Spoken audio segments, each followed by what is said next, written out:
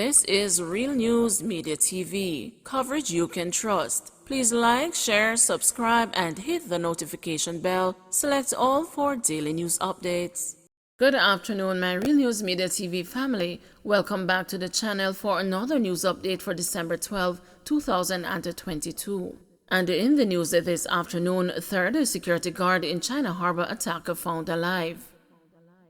The police have located the security guard who was unaccounted for following last night's attack at the China Harbor Engineering Company's compound in Plantation Heights, St. Andrew, in which two of his colleagues were killed. Deputy Superintendent Coleridge Minto, who is the operations officer for the St. Andrew South Police Division, told the news that the security guard has been found alive and is not being treated as a suspect at this time. He is okay. There was no harm to him that we know, physical harm.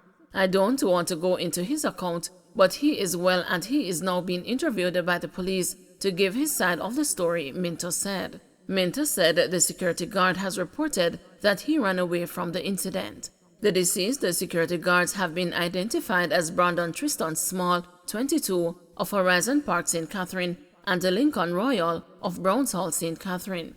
Investigators say about 11 p.m., heavily armed men traveling in a gray motorcar entered the compound through the front gate and held up the guard at the security post. They then further went onto the compound, opening gunfire and hitting Small. Small was taken to hospital by the police, where he was pronounced dead on arrival. Royal's body was later found in the trunk of a Nissan motorcar on the compound with his hands and feet bound and his service firearm missing. They later escaped in the motorcar in which they arrived. 19-year-old killed while attempting to cross road in St. James. A St. Anne teenager died from injuries he sustained after he was hit by a motor truck along the roadway in Lilliput, St. James on Monday morning. He has been identified as a 19-year-old Sean Williams of Retirement District in Brownstown, St. Anne. The police say about 1 a.m. on Monday, the driver of a Toyota motor truck was traveling along a section of the Lilliput Main Road when he hit Williams, who was attempting to cross the roadway. The driver went to the Falmouth police station, where he reported the collision. Following investigation, the police discovered the teen who had sustained injuries. He was pronounced dead at hospital. Manchester robbery suspect found dead in Clarendon. Police have confirmed that a suspect who was shot by a licensed firearm holder during last Wednesday's armed robbery spree in Crosskeys, South Manchester, was found dead in Clarendon. A police source told the news that the man's body was found in southern Clarendon. Detectives theorized that the man's body was dumped by his cronies following the robbery of a gas station, bar, lottery outlet, and a restaurant in Crosskeys. During that robbery, a licensed firearm holder challenged a group of gunmen, one of which was shot and injured before fleeing the area. The licensed firearm holder was also shot and taken to hospital for treatment. Police are relying on scientific evidence as they follow leads into a series of robberies in Manchester last week. On Thursday, head of the Manchester Police, Superintendent Shane McCullough, said 2 suspects were arrested and an illegal firearm seized during an interception of a motor vehicle by an anti-robbery task force in Osborne Store, Clarendon. The suspects are reportedly linked to robberies in Crosskeys and Knockpatrick. St. Mary teen killed in stabbing. A 17-year-old boy is dead after he was stabbed during a fight Sunday on Pagee Beach in Port Maria, St. Mary. He has been identified as Rasheen Scott of Cox Street in the parish. The police say a suspect is in custody. It is reported that about 4 o'clock, Scott and other young people were playing football on the beach. An argument developed between the teenager and another person, which led to a fight. Scott was stabbed in the chest. He was pronounced dead at hospital. Resident George Byfield said the wounded teen, who he saw with blood oozing from his shirt, collapsed near his house. Man arrested for robbing gas station Minimart in Santa Cruz. One man is in custody after he was held with stolen goods Monday morning on Main Street in Santa Cruz, St. Elizabeth. The items, coffee and Horlicks, were stolen from a gas station Minimart. The man was apprehended about 6:30 by police from the St. Elizabeth North team who were on patrol. CCTV footage caught him packing 2 bottles each of coffee and Horlicks into a knapsack. He was searched and the items found. The man gave his address as Caledonia Road, Mandeville, Manchester. Police Commissioner defends training standards of new recruits. Police Commissioner Major General Anthony Anderson has defended the level of training new recruits receive before they are deployed to the streets. Concerns are raised by some members of the constabulary that the new recruits are not being properly prepared to deal with the real-world situations. With more than 600 recruits taking up assignments across the island in recent weeks, some of these critics say they are ill-equipped.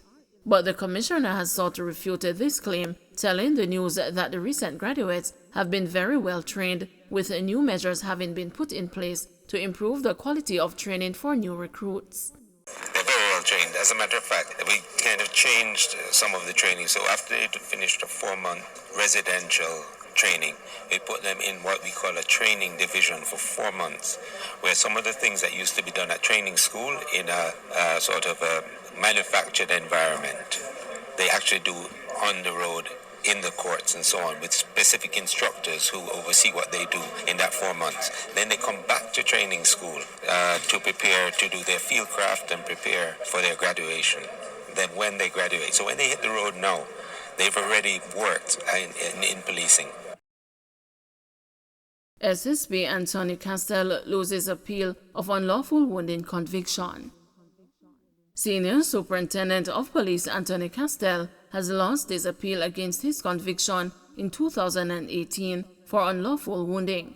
He was charged following a 2016 incident in St. James in which shots were fired, injuring Janice Hines, who was a passenger in a taxi, in which the driver had disobeyed a police signal to stop.